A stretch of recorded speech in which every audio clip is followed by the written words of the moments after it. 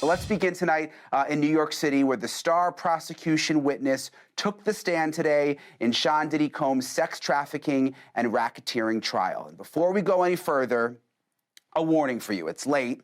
We still got to give you the warning, though. What you're about to hear, graphic and disturbing. There's a lot that we can't even say on TV. And even for a case packed with shocking details, what came out today, it really was next level. Cassie Ventura, Diddy's on-again, off-again girlfriend of many years. She's married now. She's due to give birth any second. So prosecutors did not waste any time getting her story to the jury. She was up on the witness stand first thing this morning. Just minutes after being sworn in, she was shown an image from that 2016 hotel surveillance video of Diddy beating her. You see, we've got the courtroom sketches here. She was asked to describe it, and she said, "That is me and Shawn. We were having an encounter. We call it a freak-off." And those freak-offs are what Cassie said became her only job. Cassie told the jury that Diddy forced her into drug-fueled sex acts with male escorts while he watched, sometimes sitting in the corner and masturbating. And through tears, she said she took drugs to numb herself, ecstasy, cocaine, and ketamine, all of it allegedly supplied by Diddy.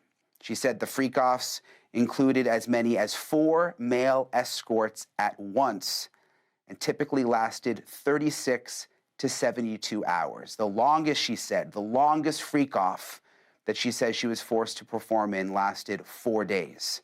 She said they took place around the world, from New York to Miami to Spain to even Turks and Caicos. And at every stop, Cassie said the hotel rooms were stocked by Diddy's staff with baby oil, condoms, and drugs. And she says that these hotel rooms, this is disgusting, the hotel rooms were left covered in baby oil and covered in blood and covered in urine. Cassie told the jury that the freak-offs made her feel disgusting and humiliated and worthless. But she said she couldn't say no because she says Diddy threatened to release videos of the freak-offs with her in them. And through it all, she said Diddy was in control of every aspect of her life, where she lived, what she wore, right down to the color nail polish that she was allowed to wear. And if she stepped out of line, she said that he took her keys and her phone, and often she testified that he did far worse than that. She again became emotional, describing what she said was near constant physical abuse. This is a quote. She said, "He would knock me over, drag me, kick me, stomp me in the head." And this is what she talked about all day long in this New York City courtroom. We've got NewsNation national correspondent Caitlyn Becker. She was in court for all of it. She joins me now live from outside the courthouse in Lower Manhattan. Again, cameras not allowed, so Caitlyn is going to be the one to explain to us what this was actually like inside the courthouse today. Some big bombshells. I know, Caitlyn, some of it is literally too graphic to talk about on TV. I mean, some of it is totally disgusting. What were the highlights for you today? Yeah, Brian, it's really hard to even hit on some of the more salacious, shocking, vulgar moments that she described on the stand, because they are too inappropriate in a lot of ways to discuss in front of really anyone here. I mean, you look at these sketches of Cassie. She's sitting on the stand, 9 months pregnant, taking kind of deep breaths as she answers more of these salacious and tough questions. You know, she did, and again, you said it, but I need to reiterate, these will be disturbing descriptions that I will repeat that she said on the stand. At one point, she said that a male escort had urinated in her mouth and she actually choked on it. And it was at that point someone in the courtroom actually had to walk out of the door there while, you know, Diddy sat at the defense table listening on here. But as she was describing these events where she said that, you know, there were multiple male escorts that were happening at one time, these freak-offs would happen for 2, 3, the longest 4 days at a time. And control is the word we need to talk about. That is what prosecutors really laid out. And you heard Cassie describe how every action during these freak-offs, which were between her and male escorts, not necessarily between her and her boyfriend, Shawn Diddy Combs. He sat off to the side, really directing things, according to her, and masturbating along with what he wanted to see.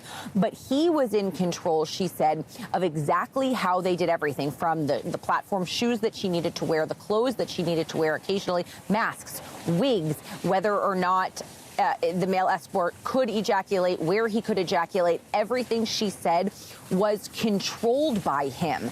Mind you, Brian, his children, 6 children, are in the courtroom at this point listening to all of this. And the jury was picked knowing that they needed a certain level of comfort to hear these types of descriptions. It was very emotional and really tough to hear, Brian. But to be clear, if these are, in fact, consensual acts, as the defense is going to claim, there's nothing wrong with having a non-conventional sexual appetite. The key here for prosecutors was having Cassie describe the fact that she said she didn't want to do this.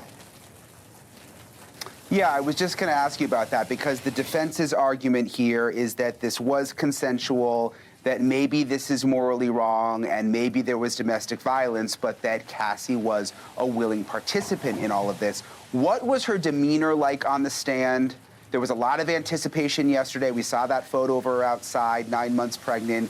What was the demeanor like? Obviously, she was emotional. Was there a point where she actually broke down? There was, Brian, there really was a few times that she welled up, and there was one point where she broke down. She did seem to struggle, at least in the beginning, to want to describe in detail the things she says she had gone through. That one quote that you had read right before you brought me in was very early on after she had been sworn in, when she said to the jury that she was dragged and kicked and beat down. And the prosecutors really had to press her in order to get that information out. Before she answered it, she kind of did, because she seemed to struggle with wanting to give that answer. But as we heard her describe these, for a lot of people, grotesque sexual activities, for other people, maybe that's normal for them. But for her, it didn't seem like something she said she wanted to do. But that's not really where she broke down in tears. When she broke down in tears and needed a tissue and needed a moment to compose herself was when she described the fact that all she said she wanted was for him to love her, for him to accept her. And she said many times that the reason she continued to go along with these freak-offs is because it was the only time she felt like she had one-on-one interactions with the man she had fallen in love with, Brian. And again, we're looking at these sketches now of her crying. It's hard, though, for us on the outside to get a sense of what this was really like. And obviously, she is the prosecution's star witness, and they've interviewed her before. Did it feel rehearsed? Did it feel spontaneous? How would you describe sort of her demeanor up there? Genuine. Genuine is the best way I can describe it. She did really seem to struggle with wanting to answer questions that were very revealing about her life. I don't know. There's almost a way that you could still see that in her there was some affection and love, not maybe for him in the room, certainly, but for the person that she once loved back then. She described her naivete when she was 19, 20, 21, 22 years old, meeting him, getting into this world, really not knowing how anything worked. She said she was almost completely sexually inexperienced by the time she met him. And there were a few times where she appeared sort of nervous and needed the prosecutor to repeat a question or maybe rephrase something or refresh her memory. And a few times where she said, you know, I just don't remember. So, no, it really did not seem rehearsed in the slightest. It did seem like this is her story, and she didn't really want to be in a position where she had to tell it in this way, but was doing what needed to be done. And just quickly, Caitlyn, what was Diddy doing when he's sitting there? I'm just envisioning you've got his family sitting behind him with all these grotesque details, this woman on the stand. What was his reaction? You know, first and foremost, he came into the courtroom and acknowledged his children. That is something he has done every single day. But during the actual testimony, when things got really dark, one of the mothers of one of his children had to get up and leave the courtroom. She couldn't sit through it. And you, Brian, have been in so many of these court cases the way I have. You know that the defendant is not supposed to react. But Diddy reacted. There were a few times where he was shaking his head no, kind of nodding along. There was a deep sigh at one point. But in two instances, one when they were talking about baby oil and the fact that it needed to be reapplied at sometimes 5-minute intervals because that's what he wanted to see. And then another instance when Cassie revealed the pseudonyms that he uses at hotels, that he actually pushed his chair all the way back from the defense table and kind of was like sort of taken aback by it. So that was very, very visible there. And he took a lot of notes and handed them to a defense attorney, Brian. And of course, we're going to get their chance to put Cassie on cross-examination and get their side of the story later this week. Yeah, and you can imagine that team of defense lawyers probably told him not to react in any way. The jury's watching him the whole time, yet he did anyway. Caitlyn Becker, appreciate your insight on what it was like in court. We'll see you again tomorrow. Cassie's bombshell testimony even shocked Lisa Bloom, who's been a trial lawyer for 40 years. And Bloom, she was paying close attention because she represents a government witness who will likely take the stand along with 2 of Diddy's civil accusers, including Don Richard. I spoke with Lisa Bloom earlier today about what stood out to her as she sat in court and watched Cassie's testimony. Lisa, disturbing graphic details all day long. You were inside the courtroom. What stood out the most to you? You know, it was a deeply disturbing day, and you're right. I've been doing sexual abuse cases for almost 40 years, and this is some of the most graphic testimony that I have ever heard, in depth. Cassie Ventura, very pregnant, looking like she could be giving birth at any time, very calmly answering the questions. Because I represent a government witness, I can't comment on a lot of things, but I can read things that are now in the public record. So I'll read you some of the testimony that I wrote down verbatim. And she said, for example, I made the wrong face, and the next thing I know, I'm getting hit in the face, referring to Shawn Combs. If I wasn't smiling at him the way he wanted, she says she would get hit. He would say, fix your face, watch your mouth. When he stopped by her homes unannounced because he had keys, she said it was a stomach in knots moment. And she said recovering from partying was a big part of my life. So those are just some of the pieces of testimony that are now in the record in this case. We're looking, Lisa, right now at some of the courtroom sketches, but it's hard to get a feeling for what it was actually like in the courtroom. You were there. You mentioned that she's 9 months pregnant. Did you find her to be totally believable, and did she get emotional at all? So the court rules don't allow me, because I represent a government witness, from commenting on her credibility. But as to emotional, yes, she did get emotional, at least at one point. And some of the testimony was clearly very difficult for her because she would sometimes pause. She would sometimes trail off at the end, and she had to be brought back, you know, to where she had been testifying. This was also interesting, Lisa. She referred to male escorts, these male escorts that she says she was forced to have sex with, as staff members when having their agent book travels. Does that go back to the prosecution trying to set up the sex trafficking charges? What were they doing there when they were explaining that they were described as staff members? Well, let's talk about the top charge in this case, which is racketeering conspiracy.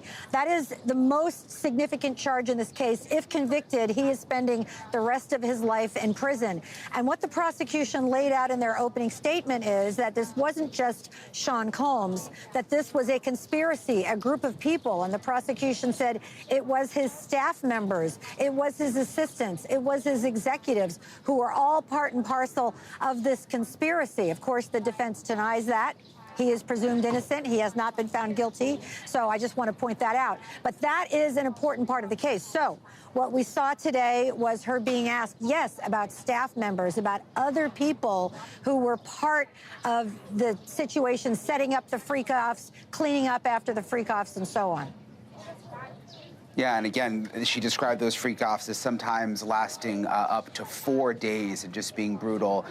Lisa Bloom, we appreciate you taking the time to come out of court and speak with us. Thank you so much. Thank you. Have a good one.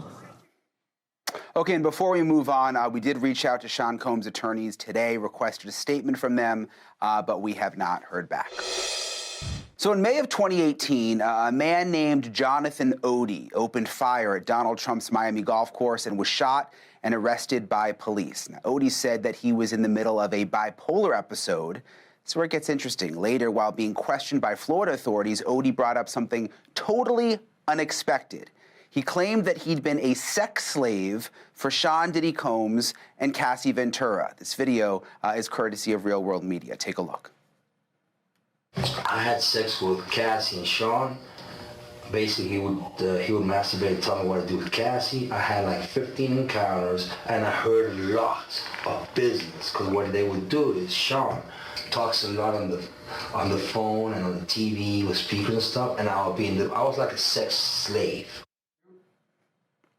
So at the time, Odie's story seemed too far-fetched to believe, but not anymore. And now, in an exclusive interview, Odie opens up to NewsNation senior producer Allison Weiner about his claims, beginning with why he's agreed to talk now. Listen to this. I felt bad because I got along well with her, and I think she's a decent person. And unfortunately, I had a suspicion that she was in a situation that she was in, but I wasn't sure. And now I understand what was going on in her life and what was happening. And him beating her up in the hotel shows me the type of individual he is, and confirms that everything that happened to me was true and correct and in line with his personality. So, speaking to us from a Miami jail now, here is how Odie says it all began for him. I was a male Chippendale, a model Chippendale, you could say, and they called me for a show they called me the agency that I work for to do a show. And then I went and did a show, and things led to them offering me more money to perform sexual acts. And that's it. That's how I basically got started. I get dressed like a police officer, like a show, and they'll strip me down. And then, they offer me some more money. They offer me some more money to do some extra stuff.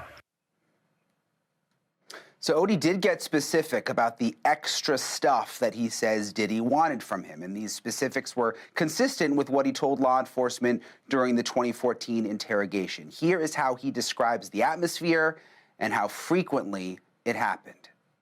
Candles, sensual atmosphere, lights off. He would sit in a corner in a sofa, watch and masturbate. And he'd say, he'd tell her, give her instructions what to do to me. Perform oral sex, rub baby oil. Then he'd tell me rub baby oil, perform oral sex, and then have sex.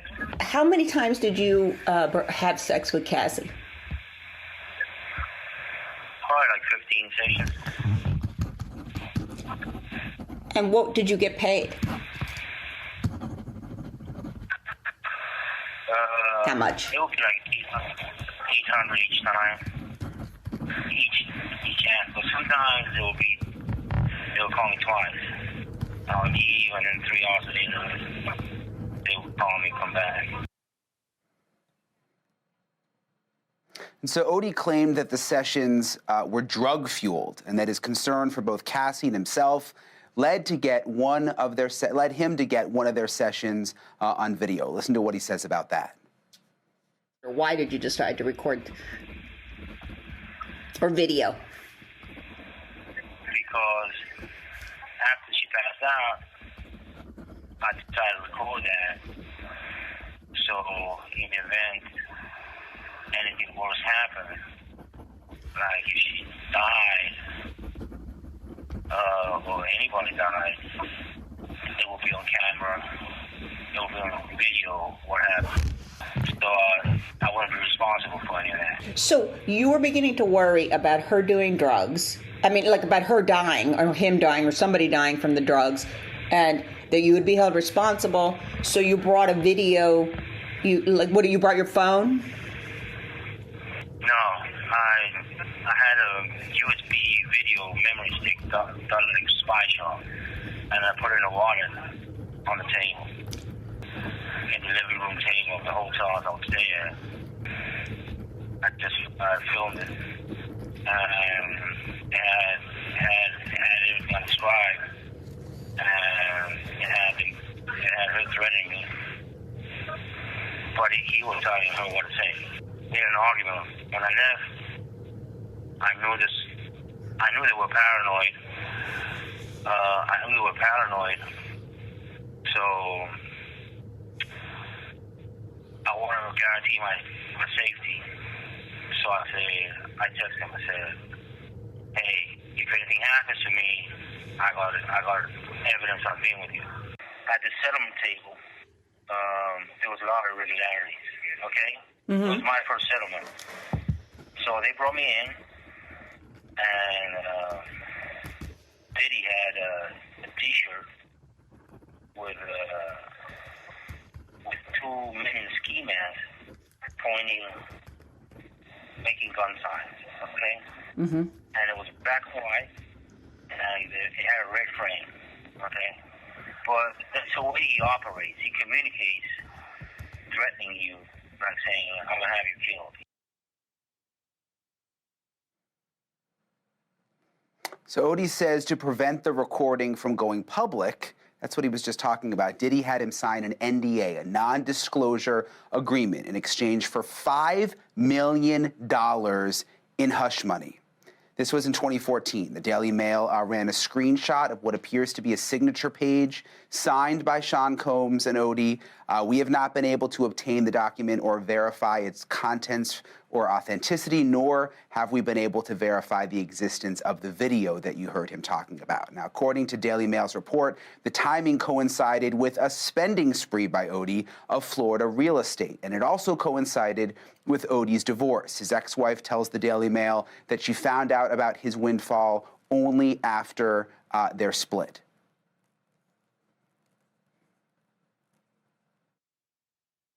Basically, the day the incidents happened at Trump National Doral, I had to take a medication, and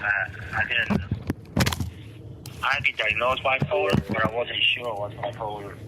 And I had an episode, and basically I've been taking medication every day. I've been stable. I had no issues in jail. I've done excellent behavior in jail.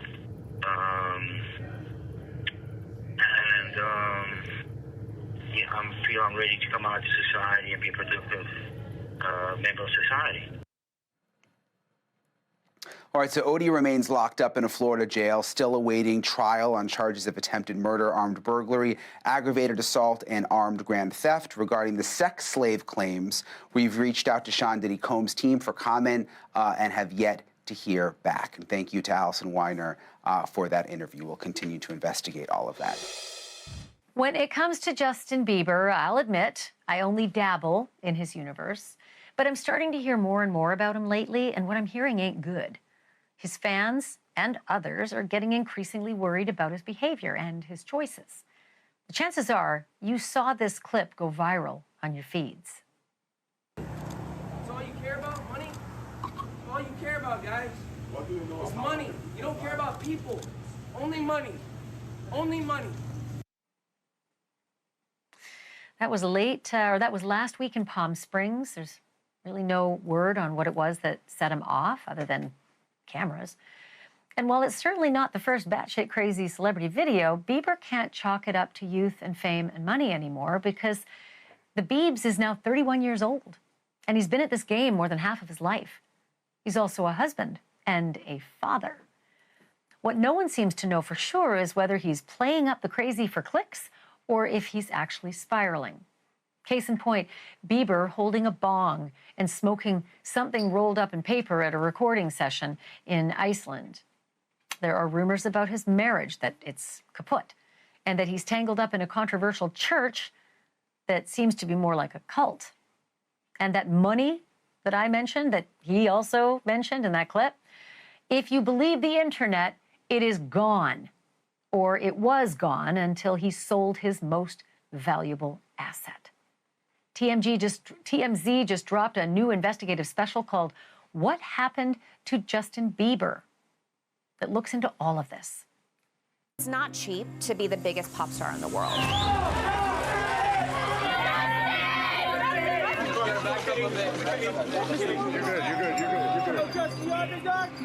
He is the biggest pop star in the world. Of course he has to charter jets. Of course he has mega mansions. How on earth do you blow through $1 billion?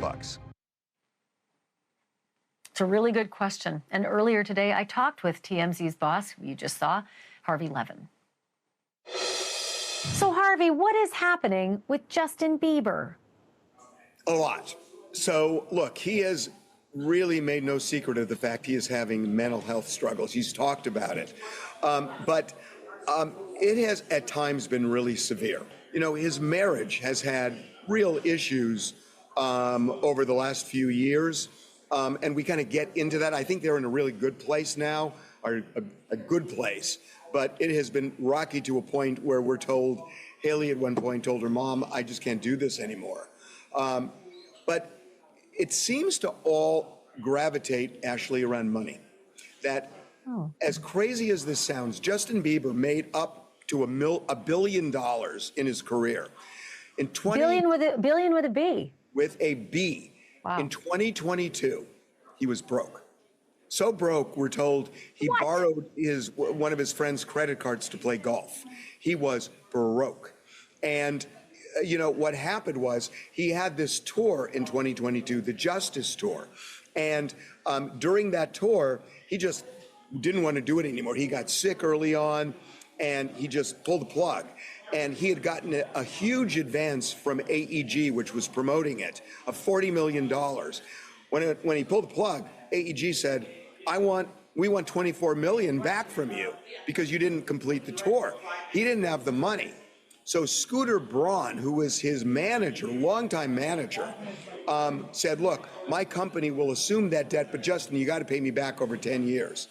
Well, that started things. So Justin's business manager went to Justin and said, you know, Scooter Braun has screwed you out of a lot of money, $26 million, we think, by charging for commissions he didn't really earn.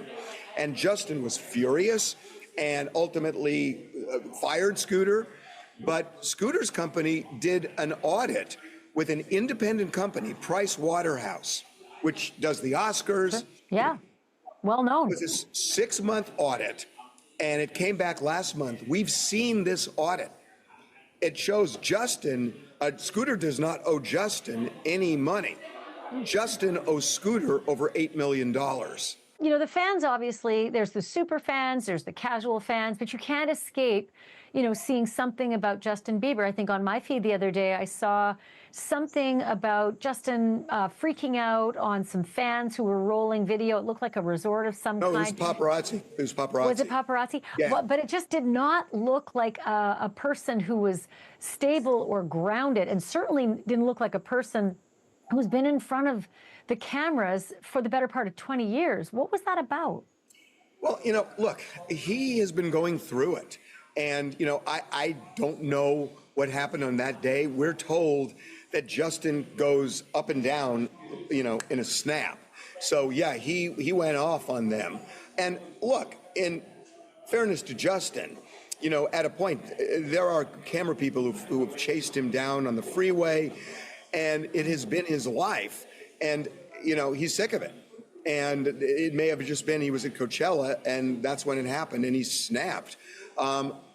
You know, look, I don't know if it's deeper than that in that instance. I do know that there have just been some mental health struggles that he has been very, very open about. You know, it just pains me to hear this, because I think about all the, you know, the teen stars, Britney Spears, you know, for one, who just had the weight of the world on them from a time that they were incapable of processing it or putting it into perspective. And it feels as though it's a pretty predictable formula to see what hyper fame does to young people, if not soon, later. I agree with you, and I've talked to some psychologists about this. And to me, when you hear it, it's really obvious. Justin Bieber was 13 years old when he became a superstar. Justin Bieber never was able to grow as a child into an adult. Because think about when you were 13 and how you developed when you were, 15 and 17 and 19 and 21. At 13, Justin was thrust into this adult world where he didn't grow. He just was part of this adult world as a 13-year-old kid with no ability to develop the way kids normally develop. He was robbed of that by his success. And it should be no surprise when you think about how that can mess with your mind, that suddenly all you're around are adults. You have an adult life. You have adult responsibilities. You don't grow the way kids grow. And when you think of it that way, it just seems so basic, because you can think of yourself and just think, wow, if at 13, I just all of a sudden became an adult, what would you be like today? Harvey and I are going to continue that conversation tomorrow. But in the meantime, do yourself a favor and check out TMZ Investigates What Happened to Justin Bieber. It is streaming now on Hulu.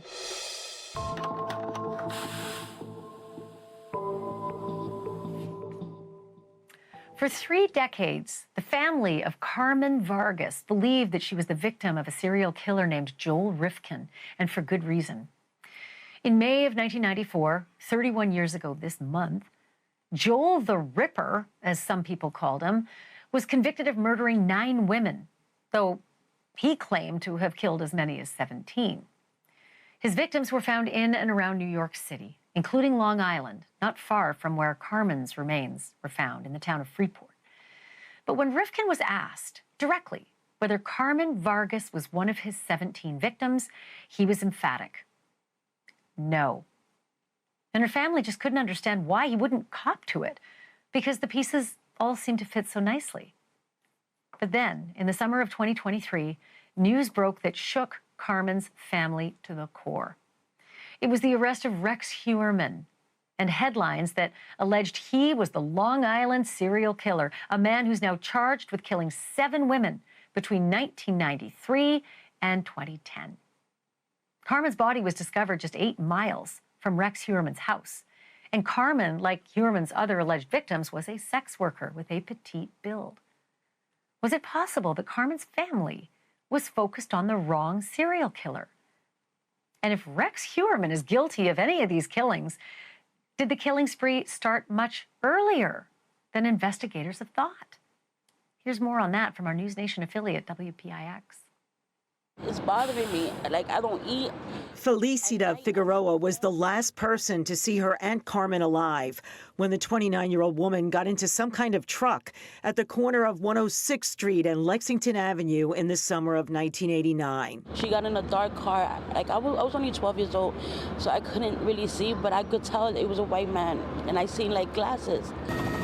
On September 11, 1989, a motorist discovered the body of Carmen Vargas, clad in a tube-top miniskirt and tied at the ankles, south of Merrick Road on the Meadowbrook. She had a rope and towel around her neck, but wasn't identified for 3 years. Always, for me, location is the most important factor. It's far more important than MO. This online writer, who publishes a regular column called Murder Incorporated, using a pseudonym, said Heuermann had ties to Freeport, and also noted that the Meadowbrook Parkway leads to Jones Beach, where Heuermann was a seasonal worker in the 80s. The accused Gilgo killer lived 8 miles from where Vargas was discovered. Her family gave dental records to a Nassau detective in 1992. She's missing 1, 2, 3 teeth. He said that whatever happened to her, she fought that night because 3 of her teeth were knocked out. Rex Heuermann is the prime suspect in the Gilgo 4 murders of petite women found dead in the Ocean Parkway brush in 2010, very close to the Jones Beach Exchange. 3 of the women were bound with burlap. Some other victims on this stretch of road were dismembered. A serial killer can vary the way they do things. There's no rule that serial killers have to do things the same way every time. We reached out to a law enforcement official in Nassau County who said he would check on the Vargas murder. We also asked Suffolk County District Attorney Ray Tierney if his office had been receiving tips about Women left near parkways since Uerman's arrest. We receive tips on, in all cases at all times, but we maintain the confidentiality of the investigation. Carmen Vargas's niece said serial killer Joel Rifkin was interviewed in 1993 about the murder, but he refused to take responsibility after confessing to killing many other women. Joel Rifkin said, "That's not me, that's not my work, that's not my victim." But we thought it was him, so we let it die for all these years. But now, the victim's niece feels compelled to learn the truth. My mother died with this. And my mother was my everything. She was heartbroken, she was depressed, she went into using drugs. I have a gut feeling like it's really him. Our thanks to WPIX for that. Police are still investigating any possible connections between Carmen Vargas and Rex Uerman, who, by the way, is still awaiting trial at Riverhead Correctional Facility in Suffolk County, New York, while Joel Rifkin is serving a 203-year sentence at the Clinton Correctional Facility in Dannemora, New York. The next time you want to tell a rideshare driver to take the next left, I'm not saying don't do it, but you just never know the reaction you might get. A Florida woman didn't think twice about pointing out the next turn to her Uber driver the other night, and that night took a crazy turn. Chrissy Celeste, a rapper who performs under the name Bomb Ass Chrissy, says that she and her friend were ordered out of their Uber and that the driver called 911 on them. That's when Chrissy pulled out her phone and started recording. Now, to be fair, we really don't know what exactly happened in the backseat prior to the driver calling 911 and ordering them out, but here's what happened next. Okay, ma'am, what's your address? Get out of my vehicle right now. She got them crazy eyes. Get out! Oh. Get out! Ooh. Get out! She want to do it anyway. She wants to. She wants to. Passengers say they plan to sue Uber. We will keep track. Thank you for watching. Subscribe below and download our NewsNation app right now on your phone, and you will get fact-based, unbiased news for all Americans.